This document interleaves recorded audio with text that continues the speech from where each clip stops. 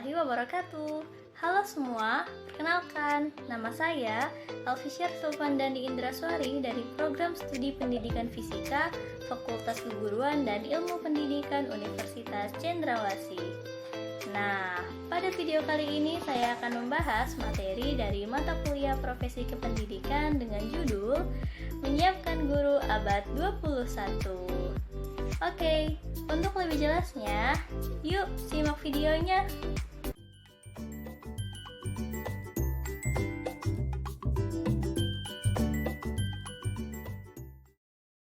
Baiklah, kita akan mulai bahas materinya yang berjudul Menyiapkan Guru Abad 21. Menurut proyeksi Standard Chartered, pada tahun 2030 mendatang akan ada 10 negara termasuk negara Indonesia yang diprediksi menempati urutan keempat dengan ekonomi terbesar di dunia.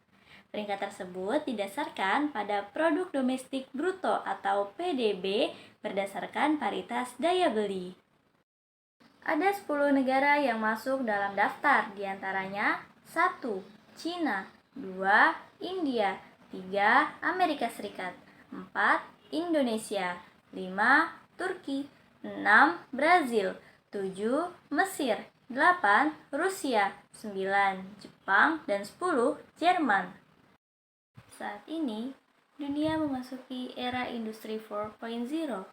Konsep revolusi industri pertama kali diperkenalkan oleh Profesor Klaus Schwab. Beliau merupakan ekonom dan teknisi asal Jerman, sekaligus penggagas, pendiri, dan ketua dari World Economic Forum. Dalam bukunya yang berjudul The Fourth Industrial Revolution, Profesor Schwab menjelaskan bahwa revolusi industri 4.0 telah mengubah hidup dan kerja manusia secara fundamental. Tidak hanya itu, Friedman yang bernama lengkap Thomas Loren Friedman merupakan jurnalis dan pengarang Amerika Serikat yang memiliki karangan buku berjudul The World is Flat yang menganalisis globalisasi pada awal abad ke-21. Dalam bukunya tersebut, Friedman menjelaskan bahwa dunia merupakan lapangan bermain setara di sektor perdagangan, tempat semua pesaing memiliki kesempatan yang sama. Revolusi Industri 4.0 merupakan tuntutan zaman guna memenuhi kebutuhan manusia di era digitalisasi. Untuk menghadapi era ini, diperlukan kesiapan dan perencanaan yang strategis di berbagai sektor kehidupan yang berhubungan dengan kehidupan manusia. Adapun revolusi industri 4.0 meliputi 1. Di bidang transportasi, contohnya kereta cepat. Kedua, di bidang komunikasi, contohnya penggunaan telepon seluler dengan kemudahan aplikasinya dan sarana internet yang mudah diakses di berbagai perangkat atau media. Yang ketiga, di bidang pertanian, contohnya alat bajak sawah. Jadi para petani cukup menggunakan alat ini tanpa perlu menggunakan sapi ataupun kerbau untuk membajak sawah mereka. Yang keempat, di bidang pertambangan, contohnya dump truck. Ini sama seperti truk biasa, hanya saja dia dapat memuat kapasitas yang lebih besar. Yang kelima, di bidang pertahanan, contohnya munculnya berbagai alutsista canggih berupa peluru kendali jelajah yang dapat menjangkau target sejauh ribuan kilometer. Dan yang terakhir yaitu di bidang pendidikan, dengan pemanfaatan teknologi digital dalam proses pembelajaran tanpa dibatasi oleh ruang dan waktu. Kita dapat memanfaatkan aplikasi-aplikasi untuk media pembelajaran seperti masa pandemi saat ini. Di sisi lain, memasuki abad ke-21, Indonesia sebagai negara besar masih menghadapi beberapa permasalahan. Dari hasil tes PISA yang diselenggarakan oleh Organization for Economic Cooperation and Development atau OECD, pada tahun 2018, Indonesia berada di peringkat 10 terbawah dari 79 negara peserta. Tes PISA ini dilakukan setiap 3 tahun sekali untuk mengukur 3 keterampilan dan pengetahuan siswa usia 15 tahun. Hal ini ditinjau dari 3 bidang. Yang pertama, reading. Indonesia menempati urutan ke-6 paling bawah. Indonesia ini kalah dengan negara-negara tetangga ASEAN. Di antaranya ada Brunei, Thailand, Malaysia, dan Singapura. Yang kedua di bidang mathematics, Indonesia berada di urutan 7 paling bawah, masih kalah dengan beberapa negara tetangga ASEAN. Dan yang terakhir, yaitu di bidang sains, Indonesia berada di urutan 10 paling bawah, kalah dengan negara Brazil, Kolombia, dan negara-negara lainnya. Dari hal tersebut, timbullah pertanyaan, apa sih yang menyebabkan pendidikan di Indonesia menjadi terpuruk?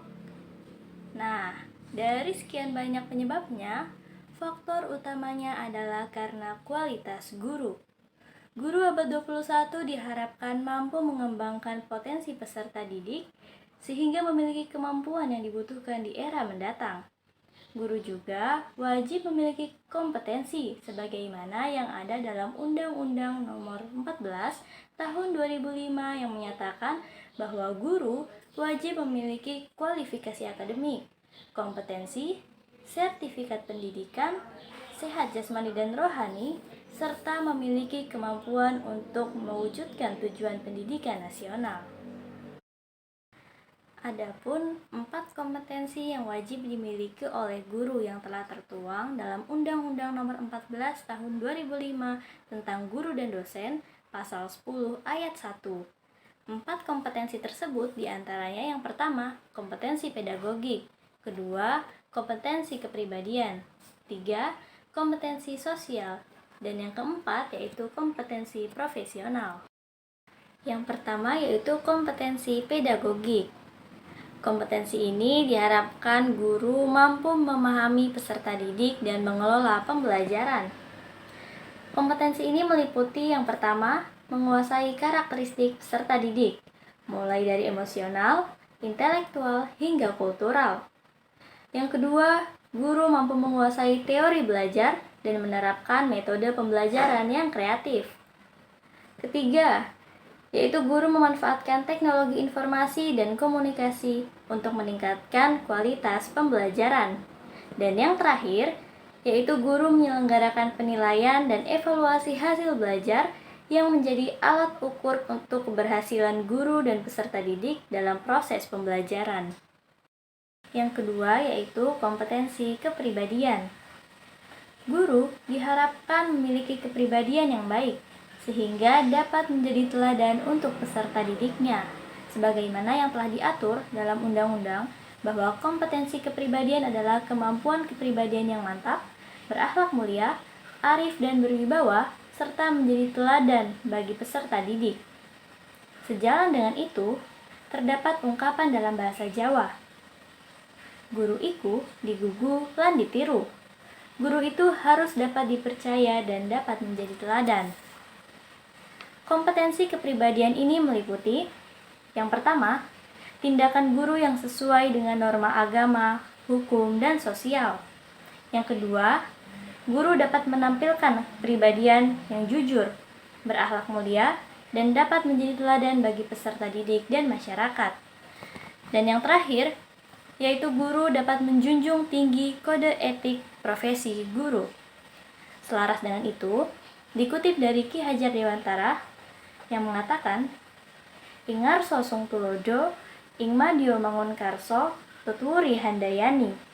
Di depan menjadi teladan, di tengah membangun semangat, dan di belakang memberi dukungan.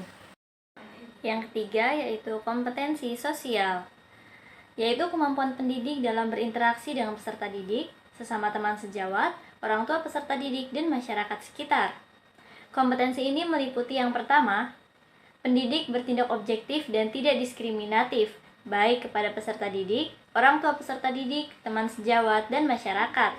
Yang kedua yaitu dapat beradaptasi di tempat bertugas. Hal ini untuk meningkatkan efektivitas sebagai pendidik, termasuk memahami bahasa daerah setempat. Dan yang terakhir yaitu pendidik dapat melaksanakan berbagai program pembelajaran untuk mengembangkan dan meningkatkan kualitas pendidikan di daerah setempat. Dan yang keempat yaitu kompetensi profesional. Kompetensi ini merupakan kemampuan yang berkenaan dengan penguasaan materi pembelajaran secara luas dan mendalam yang mencakup penguasaan isi materi pembelajaran serta menambah wawasan keilmuan. Kompetensi ini meliputi yang pertama, menguasai standar kompetensi bidang yang diampu. Yang kedua, mengembangkan materi pembelajaran yang diampu. Dan yang ketiga, yaitu memanfaatkan teknologi informasi dan komunikasi untuk mengembangkan kompetensi profesional yang dimiliki. Jadi, itulah pembahasan kita di video kali ini. Semoga dengan video ini dapat menambah informasi kepada kita semua sehingga dapat bersama-sama membangun pendidikan di Indonesia menjadi lebih baik lagi. Namun sebelumnya, jangan lupa klik like dan subscribe. Dan juga bagi yang ingin memberi tanggapan, saran maupun masukan, silakan tulis di kolom komentar di bawah ini. Terima kasih telah menyaksikan. Semoga bermanfaat. Wassalamualaikum warahmatullahi wabarakatuh.